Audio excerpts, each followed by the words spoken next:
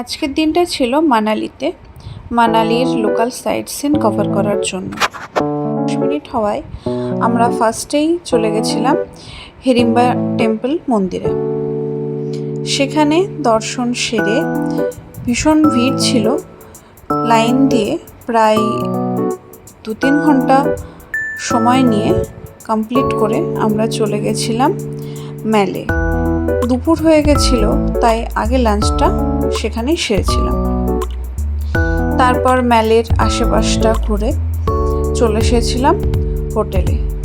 হোটেলের পেছনের ব্রিজ পেরিয়ে যেহেতু ওল্ড মানালি ছিল, তাই দেরি না করে ঝটপট সেখানেই গেছিলাম। সেখানে আমরা শুধু বিকেল না, বিকেল সন্ধ্যা প্রায় রাত অবধি ছিলাম। পাইন বনের পাশে পাহাড়ি খরস্রোতা নদী, তার পাশে অনেকটা টাইম কাটিয়েছিলাম। সে এক মনোমুগ্ধকর পরিবেশ।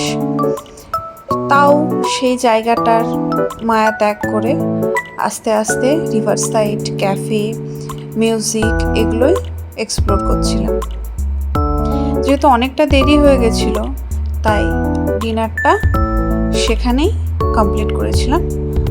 আর একটু তাড়াতাড়ি চলে এসেছিলাম, কারণ আমাদের পরের দিন আবার নতুন একটা জায়গায় যাবার কথা ছিল।